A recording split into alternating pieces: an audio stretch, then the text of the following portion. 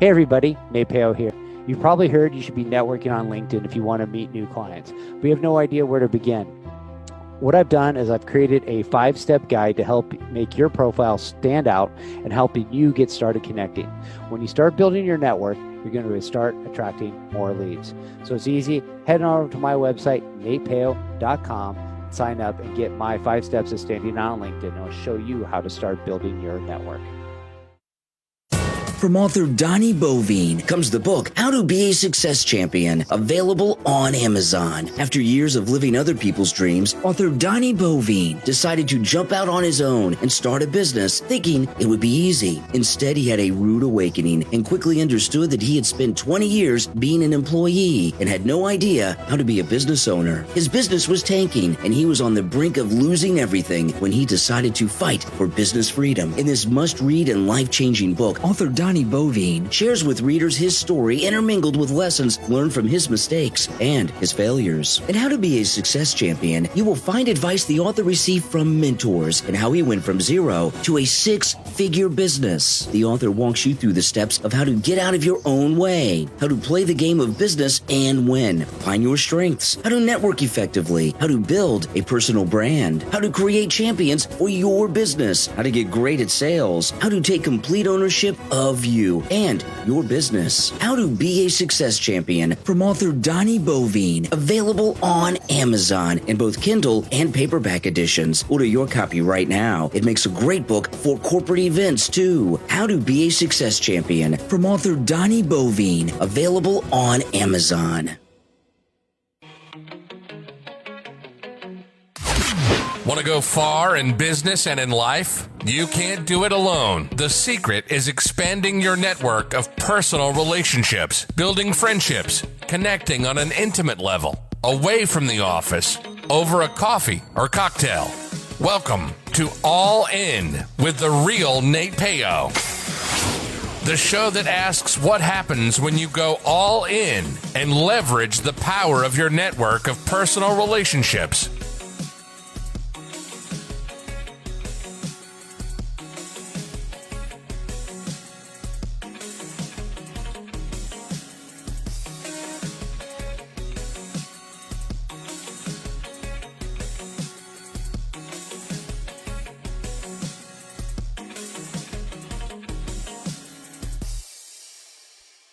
Hello, and welcome to the All In Podcast with Nate Peo. Of course, I'm your host, Nate Peo. Today is my guest, David Bell. David Bell is the host of the Pocket Mastermind Podcast.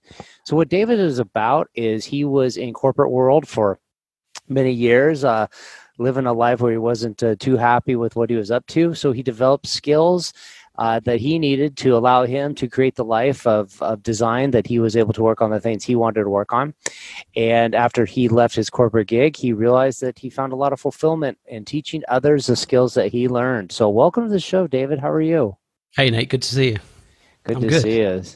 So warm. I was just saying, it's super hot here. So it's funny. One time I was a little bit late to record a show.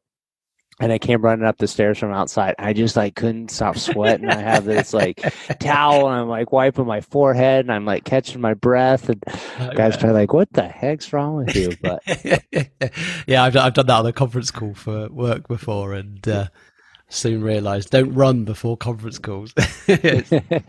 Well, awesome to have you here on the show.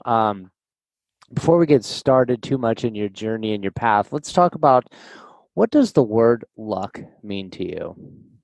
That's an interesting question. And I've been mulling over the word luck, and I'm flipping back and forth in my own mind as to whether luck really exists, because you can argue to and for and against it. And I think there's certain circumstances where you could say it's absolute freak luck. I don't know, getting struck by lightning, for example. You could then also argue that there was this chain of events and decisions that you made to mean you were stood on that particular spot when that lightning struck. So is that luck, or is that the result of decision making? But I think in most of our in the main part of our lives, I think there's very little luck. I think it is the result of decision after decision after decision, big and small, that lead us to be in a particular place at a particular time, and whether that's ends up being fortunate or unfortunate, is you may not have seen it previously. It's to see where you're heading down the road, but I do believe it's generally a result of decisions that we make. Yeah, it for sure is. It's like right place, right time. But to be in the right place at the right time, you have to be in the right places more often, so that you're there when the right time happens. And I'm a big believer of your actions determine your outcomes, in the sense of like you start putting yourself in places where these things you're trying to seek out in your life will occur more often. And when you're intentional about it, you tend to have more luck per se, because these things you're seeking them out. Of course, you might get struck by lightning, or you might have some failures along the way. Those are bound to happen, but I think that those would have happened wherever you put yourself. That there's going to be good and bad that happen out of chance, out of the probability of outcomes happening, but you're more likely to see good luck when you're putting yourself in a position to receive good luck. So great answer. Definitely. I think just add on that, really. I think when you're deliberate about something, you're focusing on that thing, then the RAS, your reticular activating system, tunes into things that are more likely to guide you towards what you are focusing on. So if you have positive focus and you're chasing after something in a positive intent, you'll probably find you've got a lot more good luck. Things just seem to be there. They're probably there anyway. It's just that you're not tuned into them unless you're consciously focusing on something. Right. So you've been living a life, I think a lot of people would say lucky. Like, hey, I was able to quit my corporate job and go be an entrepreneur and work for myself. We know there's a lot of challenges that do that, but to do that. But one of the things I've been thinking a lot about lately is this idea of people, or not just people, but me myself, of saying like, hey, do I want to be somebody that thinks about doing something, that goes, hey, you play in scenarios in your head, like, I want to quit my corporate job, I want to do bigger things in my life, but I always thinking about it, but rarely do we actually do it. And it's kind of weird when you transition from somebody that's, I'm thinking about doing it. Like, I'm thinking about going on a trip. I'm thinking about like doing my bucket list. I'm thinking about, but then you go, I'm actually going to do that. And then it's like, it's almost like scary of going like, oh, well, it was easy to always think about it. But now that I'm actually doing it, that's when I think the fear steps in. So talk a little bit about what triggered this idea of realization that the corporate world wasn't for you, and how did you overcome being a thinker to being a doer? So I think for me, my heart was never in the corporate world. I don't know what it was. When I was younger, I kind of always thought I wanted to do something else. I'm quite a big fun person, like fun in my life. I don't think I ever grew up. Like, I just want to play. Do you know what I mean? I'm happiest when I'm playing. If that playing can turn into some productive output, that's perfect, right? And what I found was, so if I go a fair way back, at one point in my early 20s, I was in a band. I wanted to be a rock star. And it didn't work out. There's many moving parts, but for whatever reason, it didn't work out. And so I thought, well, I'm going to have to grow up and get a sensible job. I never went to university. I didn't do anything like that. And prior to the band, I'd worked. I had sales jobs and various other things, but nothing all that serious. And I realised that my mid to late 20s had arrived, and I needed to do the sensible thing and get a job. And so I started on the corporate ladder.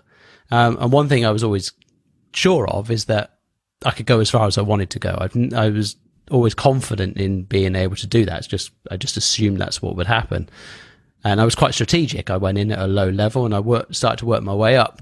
And I thought, I'm going to go and I want to be a CEO. That's what I want to do. And then the further I got up the chain, I realized there's just more and more politics and more nonsense. And actually, I found most of my time in the corporate world was actually wasted. It wasn't very productive. There's lots of people busy doing not a lot. And I became more and more frustrated by the fact that actually my input wasn't reflective of the output. It got diluted so massively kind of between that action and then the machine moving. It's just the bigger the corporation you're in and the bigger the organization, I think that becomes even greater because there's just so many moving parts. I think if you're in startup territory, you probably get that satisfaction from actually input output. There's not much in between, so you get that fulfillment and the direct response.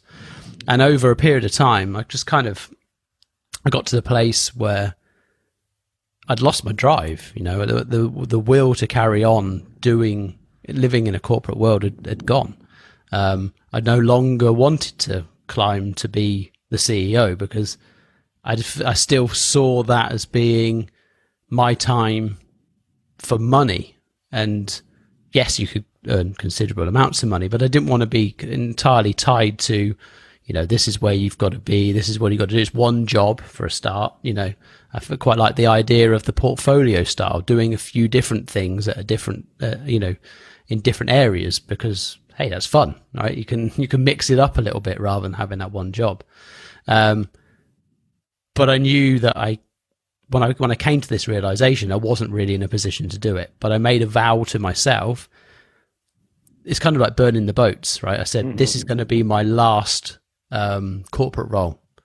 Now I'll ride it for a period of time. I need to, from that point forwards, I need a couple of years to shore myself up financially so that I can go into a new world and not need to earn any money for an extended period of time. So that way I can get to have fun. I can do what I want to do, practice a bit and not have the pressure and then bail. I think if you leave to go and pursue something that's more of a passion, the last thing you want really is too much of a timescale on it, because that's what you're going to be. First of all, you probably won't make the jump. And if you do, you'll be so focused on the time pressure that you're unlikely to do what you really want to do and really put your all into it because you're scared of failing. And then I think inevitably more people do end up failing as a result. So from my perspective, the real thing that allowed me to go from thinking about it to doing it was getting myself into a position where it was safer to be able to do it. Having that freedom, it's that financial basis. And that's probably, in that context, one of the most important things, I think, from my perspective. Yeah, there's two things I want to talk about on that. One is, I think you're right. A lot of people do talk about like, hey, burn the ships, quit your job, throw it to the wolves. And if you ask yourself, like, hey, if you happen to have gotten fired, like, right, in somewhere in the process, would you have done what it takes to make it work? I feel like probably if you're desired enough to do it, full time, and that's your main source of income, like if the timing got sped up, I think you would adapt. But at the same time, it's okay to use your time to build a foundation, like a big rock solid foundation. And I think that's what a lot of people fail to do when they scale up too quickly, doing personal pet projects and whatever, and turn it into a business, is when the market's good, timing's good, like they're doing good because it's a function of that. They're just kind of in a bit of everybody's doing well. But when stuff happens, that's when you're a little bit of exposed, or where you have weaknesses, and where you're not coming through. And so if you don't establish a good base, you're likely to have some failures on that. So what I did want to talk about, and I struggle with this too, is like you work a corporate job, you make a bunch of money, but your mind is constantly thinking about like, I gotta go do my own thing. This just isn't for me. But sometimes you ever like sit back and look at what the hell's wrong with me? Like, why can't I just suck it up, show up, do my 8 hours a day, and I get paid really, really good? Like, I don't have to like put myself through so much stress. Why can't I just be content that I can go get paid a good amount of money for eight hours a day, 5 days a week, and then have flexibility to do what I want? You have benefits, you have paid vacation, but yet the drain on your energy overwhelms this desire to just kind of go in there and suck it up. And I think, at least for me, I get that feeling. I can put it down for a while, but it keeps coming back of like, hey, there's got to be more to this. Like, how could I personally serve more people and see the results of the actions I'm actually doing and influencing people to pursue a better version of themselves? So, like, has that ever occurred to you? And what did you kind of think to kind of like, hey, am I okay? Is it all right to be this way? Oh yeah, absolutely. I'm like, well, I'm in the same position, exactly the same kind of boat. And I was thinking, shouldn't I just be happy and grateful? And I think you can be those things, but I think if there's something calling you, then ultimately that's going to niggle at you probably forever. So there's something telling you that that's what you want to do. And I think part of that is I think it's in our nature, right? I don't think the corporate world, I don't think human beings are very well suited to the corporate world at all. I think naturally we are more entrepreneurial. It just gets squashed out of us a bit through the education system, and it kind of the fear gets put into us that looking after yourself is risky. Putting your life in other people's hands is definitely safer. And you think about that, it's absolute nonsense, because every person I know has been made redundant at some point or the other. So their income and employment were taken away from them without their say-so. That doesn't sound like the safe option to me. I think trying to find ways to generate income and maybe multiple streams of income for yourself is a safer option. The richest people on the planet don't have one salary, right? The rest of us all have one salary. So that's risky. It's funny you say that, because if you go and invest your money, I don't know what they call it in Europe, but out here they call it your 401k, right? That's where you invest your retirement money into. What do they tell you the first thing you do? Diversify, right? Diversify where you're putting your investments, because some are going to go up, some are going to go down, but over the long term. But with like a career job, it's like, hey, go get one source of income and go through. And like some people say, oh, well, if you're making a lot of money, it's less risky if you're making less money. And I would make it a different argument. So like, if you're making any kind of money, my grandfather used to say, expenses rise to meet income, right? So no matter what you're making, you're probably barely getting by. There's always the few people that save well, do what they're supposed to, don't have debt, pay off their house, and live well below their means. But let's just say the average person doesn't do that. So whether you're making $10 an hour or $10,000 an hour, your expenses kind of rise to meet that income. And your options for, if you lose a job that's $40,000 US, I don't know what that would equate to you, but like, it's an entry level job. You lose that. There's a lot more options to choose from to go get a $40,000 job. But if you start making six figures, you start becoming like a CEO. There's only so many CEO positions. There's a lot less CEO positions than entry level data analysts, data entry person. All right. So I think you're almost more riskier, because if you lost that source of income, you're going to have a further fall. Or if they come back and say, hey, times are tough, we need you to take a cut, like you don't have leverage to go, well, I'm just going to leave and go over here because I know the positions maybe aren't available. And so I do think that there's a lot of risk and relying on your income coming from one source. And it's important to get out there and kind of see. And it's okay to have like side hustles too, like that don't turn into full-time jobs. Like, what if you just made an extra few $1,000s a month just doing a hobby, doing a craft that you could sell on Etsy or some other stuff? Like, yeah, that would definitely help out, your family financially too. So I don't want to get too down the rabbit hole of should you or shouldn't you work a corporate job, but clearly that's been your passion to do so, and you have made the transition. So let's talk about the skills that you acquired to make that happen, and how that turned into your ability to teach these skills to other people. So I think there's a few key life skills that we just don't get taught, and that's what puts us at a disadvantage, right? We're not, the number one is probably money management. We're not taught anything, over here in the UK, we're not taught. And as far as I know, generally, you're not taught it in the States, you're not taught it anywhere. Is that by purpose or what? But whatever reason, right, we're terrible with cash. And like you just said, for most of us, right, when the money comes in, we tend to spend most of it, and then we're net zero. And so it doesn't matter how much you earn. And I think a lot of us fall into the trap of thinking, I've got to earn loads of money because then I'll have loads of money. Well, there's lots of people out there it's possible that there are people out there earning $1 million a week and still don't have anything because they're spending $1 million a week, right? They've bought all of the stuff that they don't need. And so the number one thing really is starting to understand how to manage your money effectively. How do you minimize your expenses?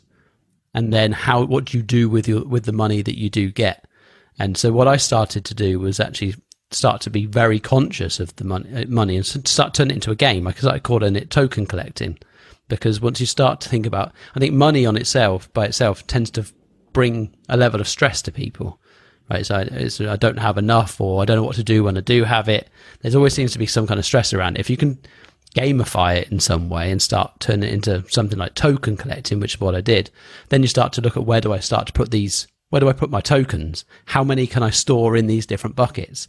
And you need to have some aside for safety, so easy access kind of cash. And then you need to start putting the rest away as much as you possibly can into try to use simple investments, right? Even ETF, S&P 500, FTSE 100 trackers, those kind of things. On average, they return about 7% a year for the last 50 odd years. So even following that kind of strategy, like the Ray Dalio or Weather, for example, will help your money grow, right? You're going to, over time, you're going to grow, that money's going to earn money while you're asleep. So that's one thing that I really started to focus on. The other area is kind of mindset. What do you think about? What are you after? What are you conscious of? Have you got any goals written down? I think there was a Harvard or a Yale study that found like 3% of people actually have goals written down. So it's hardly a surprise that, and I didn't have any either. So it was a bloody miracle that I got to where I was, to be honest, because I'd kind of bounced around from one place to the next. And when you realize, actually sit down and decide what do you actually want, it becomes a lot easier to start pointing in the direction that you want to go. And, how you want to earn your money is you get to choose that, right? Do you want to be out of corporate? Do you want to be in corporate? Either's fine. But also, what do you really want? And that's the biggest question, is what do you really want? Most people I ask either don't know, or the response is more of something, like more money, bigger house, not really sure how much more money, and Tony Robbins always makes the joke, right? Here's $1, you got more money, get out. And it's true. Unless you're specific, how much money do you want? How much money do you need is probably the better question. And I think, if you start to design your lifestyle, that what life do you want? Who do you want to be in your life? Where do you want to live? Do you want to be able to move around? Big thing for me was the corporate job paid well, but I didn't really have a choice about where I was apart from 4 weeks of the year of my holiday vacation time. The rest of the time I had to be, it was pretty much dictated to in some way, right? I had a job and obligation to serve. So I needed to live in a certain location so that I could get to certain places. I wanted to be able to move around a bit. Next week I'm going to Greece for just over a month, which I wouldn't have been able to do previously. And when the winter comes round, I want to be able to go snowboarding for some time, which gives me the flexibility. So I started to understand, well, what is it that I really want my life to look like, and then start to build a plan of how do I get it. And the other interesting thing, and something that I took from Tim Ferriss, is look at how much, price up your lifestyle. So the starting point is, what do you want it to look like? Then start to work out what would that cost. Most people start to, initially when you say, what do you want? Oh, I want a big house in the mountains. I want a house here, and I want a Ferrari, and I want all this stuff. And then when you actually unpick it and say, why do you really want that? Most people don't. You might want to be able to go to the mountains, but you could probably rent an Airbnb then, get a nice massive house for an Airbnb and rent it for a month. It's going to be a lot cheaper than owning it and worrying about whether someone's broken in when you're not there, or you're letting out and guests have destroyed it, or something else like that. So you actually work out that probably what you need in terms of cash is lower than what you first thought. You thought you needed to have loads of money. You know, people pick numbers out the sky like, oh, I've got to earn, I want $1 million, I want $10 million. But for what reason? If there's a good reason, great. But what are you going to do? Not live until you get that money? And I can assure you, if you did amass 10 million quid, the last thing you do is to go and blow it. You're going to want to hold on to that, right? So why? And also, why delay living until? Why not live now and find a way of getting that fulfillment that you want from your life, rather than waiting to retirement or further down the line? So those are the two big things. Really, was the goal setting, understanding what I really wanted, and then writing that down and setting goals and tracking that and working towards it. And then the money side of things. There's two other areas I would say that we need to work on, which is health, nutrition. You know, that's fundamental. If you're not looking after yourself, then everything else kind of falls by the wayside. So you've got to pay some time focusing on that. And then the other side is kind of emotional management, emotional intelligence. But just another thing that we're not really taught at school. And there's a clear pattern that with people that are unable to manage their own emotions, particularly things like anger and that kind of stuff, it becomes detrimental, because bad stuff is always going to happen. You're never going to escape from, like we were saying earlier, bad luck or any other negative experience, negative people. But if you allow that to, if you react in a negative way, you're only going to kick yourself in the face. So those are the things that I would really choose to focus on. Mm-hmm. And is that part of what you work with your clients to exactly? Exactly. So primarily I focus on the goal setting stuff. So with Pocket Mastermind, the tagline is dream more, learn more, do more, become more. Right? Because ultimately, to become to get the life you want, you've got to become the person who has that life, right? And the first step is dreaming, right? What do you want? Most, like I said before, you ask most people, don't really know. Spend a lot of time with a lot of inputs coming in. Social media, telling us probably what we do want, and the media telling us what we do want. But is it what you really want? And that's where I tend to focus a lot of my time is, where are you? What do you really want? Where are you now? How quickly can you close that gap? You know, a lot of people talk about 1 year goals and 2 year goals and 5 and 10, and that's all fine. But I don't know how long some things are going to take, right? I could be selling myself short, or I could be overly ambitious and dishearten myself. So I prefer to phrase it as more as, if I could click my fingers now, what would your ideal life look like? And then how quickly can we get from point A to point B? Because there's lots of little steps, and you break it down into a weekly basis. You move quick. You can move quick, and some things are a lot closer than you realize. Some people, you might only be 6 months away from your ideal life, and you might have thought you were 10, 20 years away from it. Just that awareness makes such a big difference. I think you're right onto something with the goal setting and imagining what your life is like. Because I'm an advocate of stop making your life a goal, but a vision of how. What experiences are you having? You want a big house? Why do you want a big house? Oh, because my friends and family are there. Well, what are your friends and family doing there? We're hanging out in the kitchen. We're cooking. We're drinking wine. We're doing these things. And you're like, okay, now there's like a reason behind it. If you're like, I just want a big house in the mountains. Well, why? Well, maybe I'll go and snowboard there on the weekends. Or, okay, well, why do you need a house to do that? You could go snowboard on the weekends, right? Are you going to be in the house? Or are you going to be snowboarding? You're not going to be in the house. Oh, well, so it's like, if you think about your why, and it's an experience, it's something you can taste, smell, hear, like, okay, now it is. Now let's back into what's it going to take to get that lifestyle.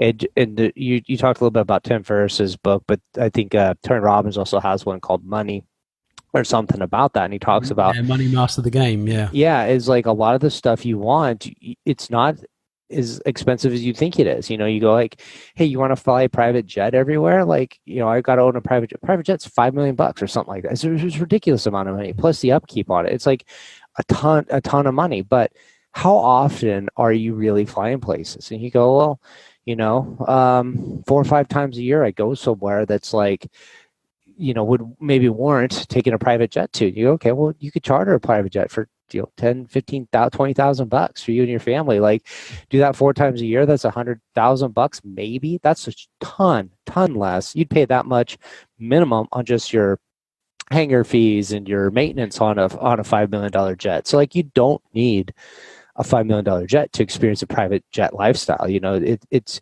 so I know I'm still talking big dollars to spend that kind of money, but it's not a billionaire. Smaller, yeah. You're not billionaire territory, right? Yeah.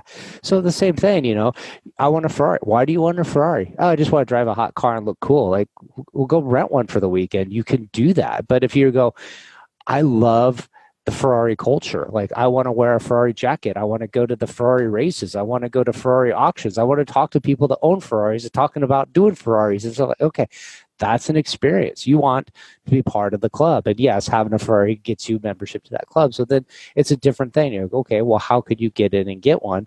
And you start thinking of ways to do it. And if it's that important to you, like, hey, the cost of a Ferrari is the cost of a house. Like, people pay cash for houses by saving a little bit. You could do that without, again, having to be a billionaire. So it's all about figuring out the life you want and putting a game plan to do there. And then you look at yourself and go, am I taking the actions that I need to take to be moving myself closer to that lifestyle I want, or am I going in a different direction of mediocrity? And usually you kind of go, hey, you know what? I'm not taking enough steps. Like, I'm kind of hoping one day in the future, like, I will get there. And it's like, well, if you want to go to Greece for the month, you got to walk out your door, and you better know, like, how you get to the airport, how you get on the plane, how you do that. Otherwise, you're just going to, like, wind up in your car driving around, and next thing I know, I'm in, Las Vegas. And it's like, well, it's not quite where I wanted to go, but, it's an analogy I use. It's an analogy I use all the time, right?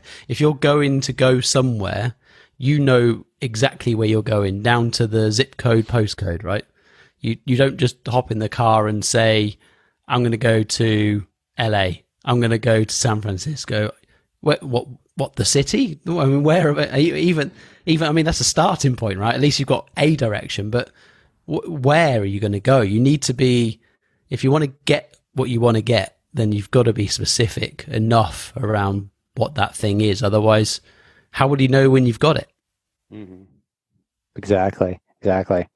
So my next question for you is all in. What does it mean to you to be all in? Or what do you tell your clients you work with? Hey, if you want to do this leap from corporate to designing your own life, what do they need to know to be all in? It's a very good question. I think for me, it's probably a mindset thing. So all in for me would mean I am committed to taking the action, putting the plans in place and taking the action and taking the steps required to deliver those plans, even when it's difficult. And it will be difficult, right? There's going to be days when you don't feel like it. Even I love what I'm doing now. There's still some days I think, you slip into the obligation over opportunity kind of mindset. And I think for me, one of the tricks that I try and use is to reverse that. When I catch myself feeling obligated, I try and find the opportunity. And I think that allows you to then be all in, right? Because everything that comes your way is, I get to do this. I'm grateful to do this because it means this to me. And then you've got a reason. And all human action, all human behavior is driven by reasons.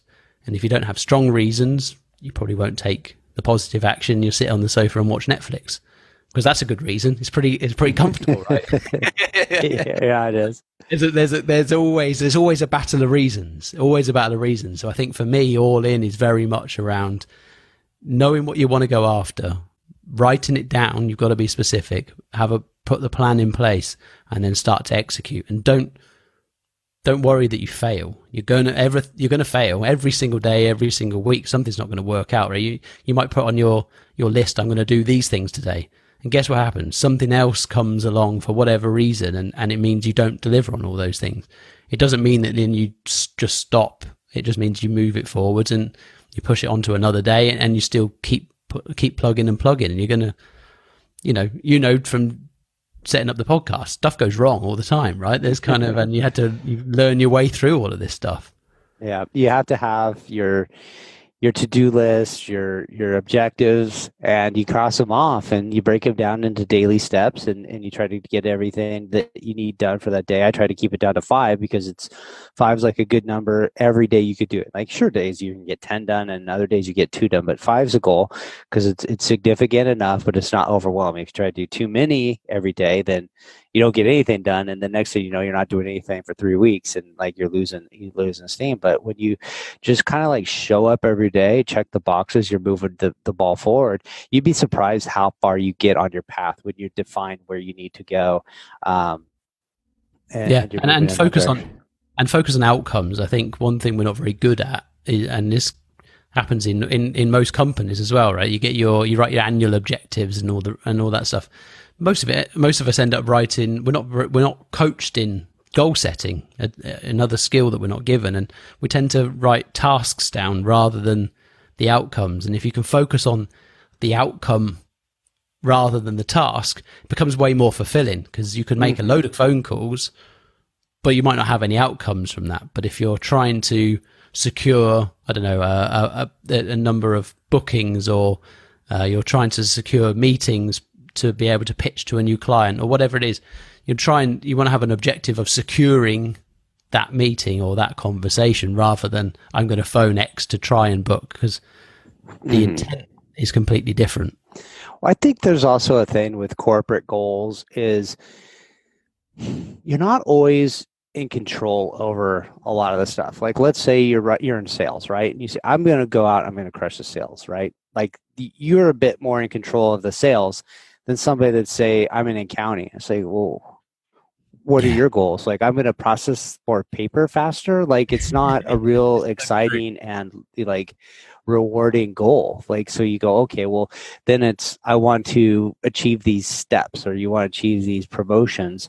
And, they're a bit of like, you have to go get education. You have to do these things. So it's kind of like a different, it's harder to set goals. I think when you're in corporate structure, the less control you are of your outcome, and your outcome is dependent on, people above you, promoting you because there's a need to promote you. But, sometimes you're really good at your job. There's just nowhere to go. Like, you've capped out as far as you can go in that company. There's just not a spot for you. There's only 2 more positions to the top rung, and those 2 people ain't going anywhere. So you're not either. Like, then you're kind of capped out. Or, you have objectives, but the company transitions, and it's like, okay, well, let's just throw all these goals in the trash and just come up with kind of these other goals that, they're maybe not your goals. They're in alignment with the company's goals, but you're just kind of going along with them because somebody said, hey, so what do you do when your personal goals are not in alignment with your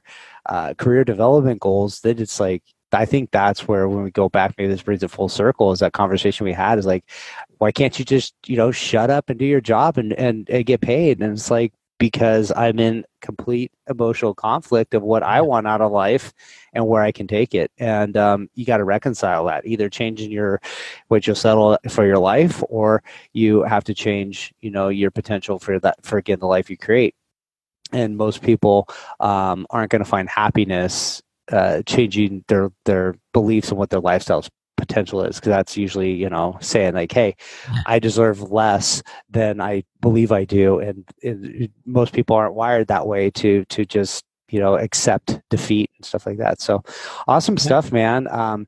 So people at home listening, they want to know, am I right to work with David? Who would you say is your ideal audience you're trying to get in front of? Who are the people that you work the best with? Or it doesn't even feel like work. It just feels like you guys are just like on collab mission and just like killing it. I think anybody who's currently feeling a bit stuck and a bit frustrated, but not necessarily sure why, right? Because I think a lot of us go through that phase. At some point it hits us, right? We've probably ended up in a job or a career or something that just doesn't sit right, and you don't know which direction to go in. That's the kind of people that if that's you, that's the person I want to speak to. I want to speak to you because it's likely you're in a glass box that you don't even realize you're in. And, you know, the people that we've grown up with, the people we're friends with, our family, everything contributes to a subconscious set of beliefs of what we're able to do or capable to do, you know, allowed to do for, you know, many things. So the first step really is understanding who you really are. What do you really want? And then we can help you break out of that and start to put a plan in place that will get you fulfillment. Doesn't necessarily going to happen overnight, but we can get you on the path to the life that makes you happy and fulfilled. Ultimately, what really delivers happiness is growth. When we feel like we're developing, when we feel like we're moving forwards and we're getting something out of life, and contribution, when we feel like we're actually giving something back. There's a purpose to what we're doing. You know, if a lot of people go and work for charities because they want that feeling of giving something back. You can do that with capitalist world, right? You can provide a great service and a great product, and lots of people have got so much talent out there that never gets tapped into because they're scared of putting themselves out there. But we can do that. Awesome stuff. So now that they know who they are to work with you, where should they go to find you? The best place is probably the website, pocketmastermind.com. And you can find links to get in contact with me via the website. That'd be easiest. Awesome stuff. So I encourage everybody that's listening, go check out David Bell on the Pocket Mastermind. Those links will be in the show notes. Reach out, say hello, and if you do have a conversation, let them know you heard about him on the All In podcast. And great having you on the show. And I think we had an amazing conversation and something I definitely feel a lot of passion and a lot of relatable story in that to myself. So awesome stuff, man. Thanks for coming on. No worries. Make sure to visit our website, therealnatepeo.com, where you can subscribe to the show on iTunes, so you'll never miss an episode of All In. While you're at it, if you found value, we'd appreciate a rating on iTunes, or if simply tell 2 friends about the show. Looking to connect? You can find Nate Peo on LinkedIn or Instagram.